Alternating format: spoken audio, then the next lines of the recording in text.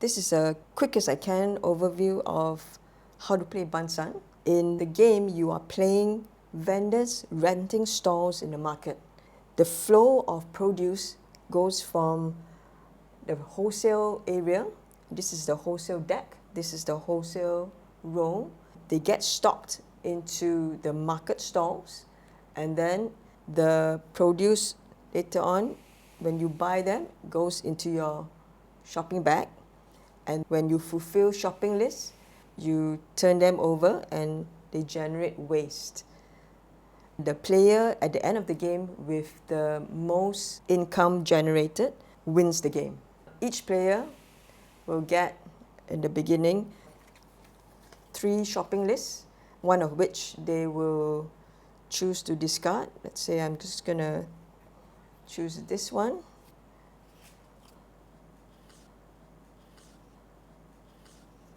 Okay.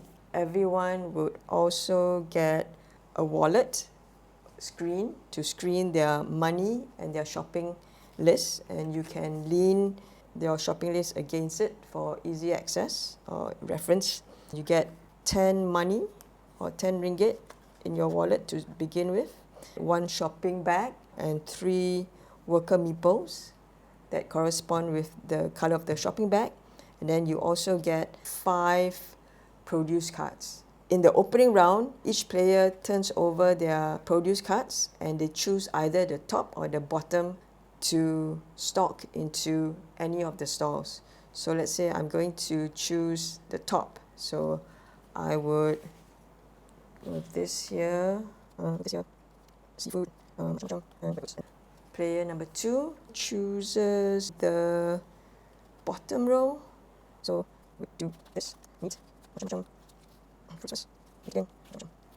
okay, so now that everyone has stocked the opening produce, also take note that in the beginning we would draw 3 cards from the wholesale into the corresponding waste bin. So this happens to have 1 plastic and 2 organic waste. Bansan token goes to the player who has most recently gone to a wet market. Then from the first player, choose the stalls that we want to operate. This player, Alim, wants to get the meat stall.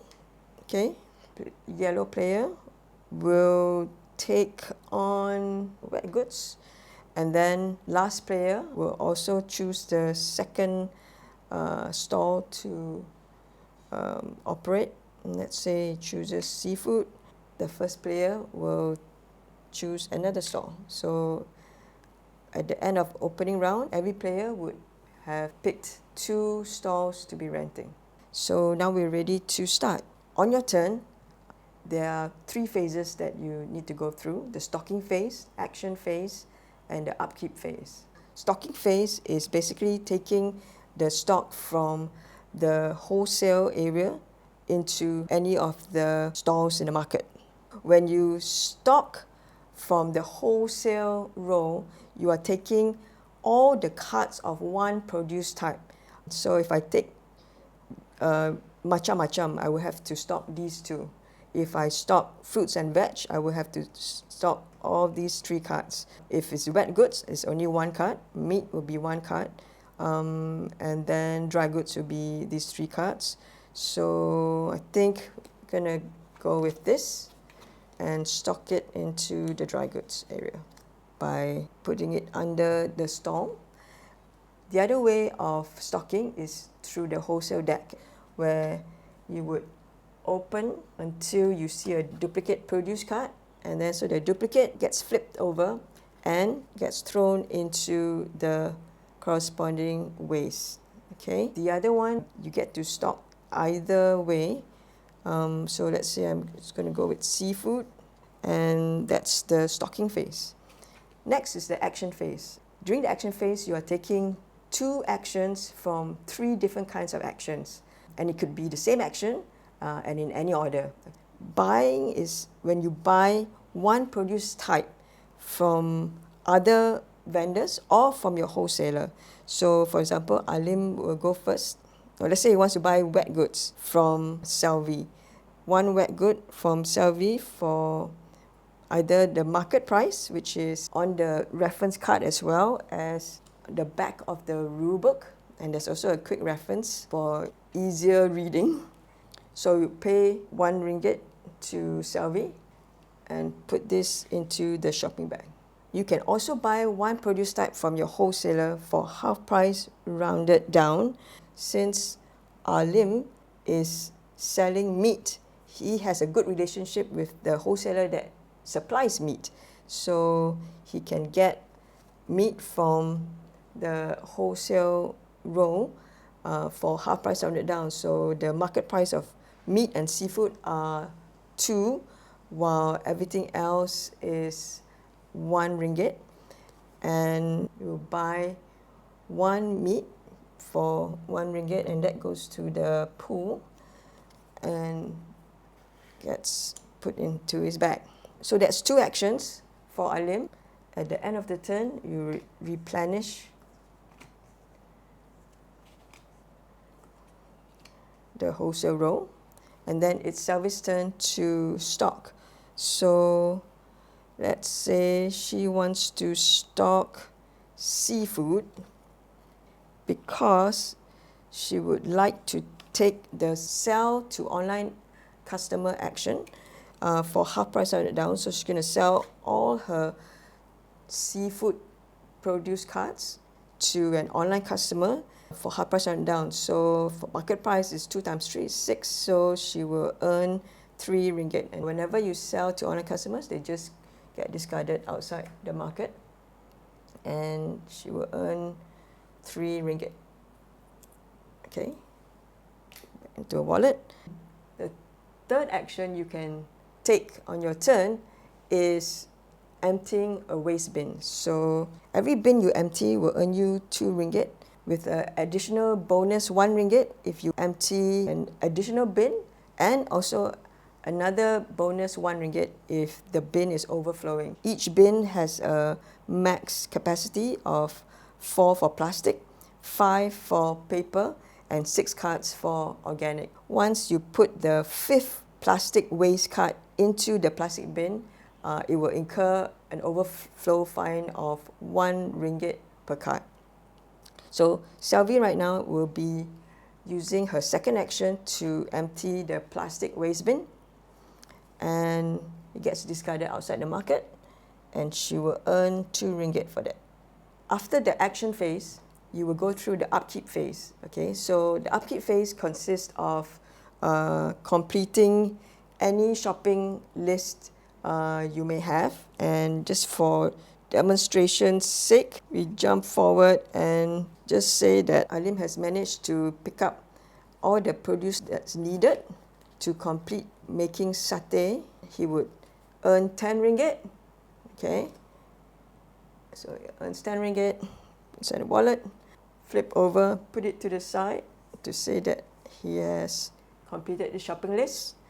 And then whatever produce he uses to complete that shopping list will generate some waste. And then so you turn it over, and then you throw it into the corresponding waste bins. Okay, and if there are any overflow, then they would pay the overflow fine when they complete a shopping list. Next, in the upkeep phase would be to check your shopping bag and make sure that you have a maximum of 8 cards at the end of your turn. If you have more than 8, then you would give the access to others, use it to trade maybe, or give it away, or throw it into the bin. The last thing you do during the upkeep phase would be to replenish the wholesale row, like just now. Okay, and if there are any produce cards with any star on it, like this, you would trigger an event. An event card will be opened. This says it's an electricity card, which is effective immediately. Every player throws away 1 produce card from any of their stalls into corresponding waste bin, and there are no overflow fines.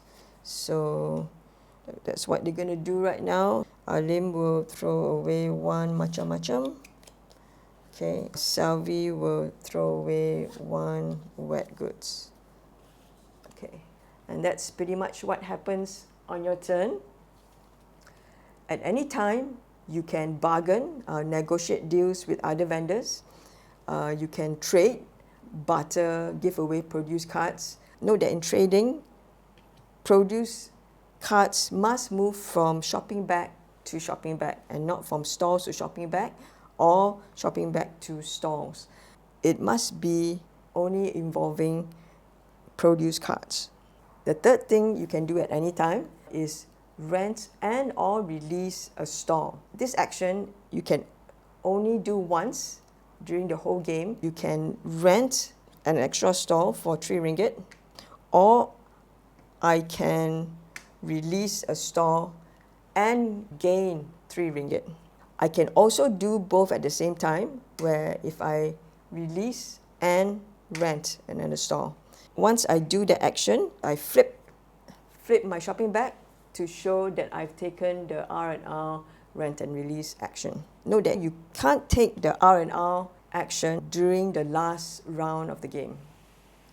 So the last round of the game is triggered when someone finishes their third shopping list. If it's the first player that triggers it, everyone else would get one more turn. If it's the last player that triggers it, no one will get any more turns.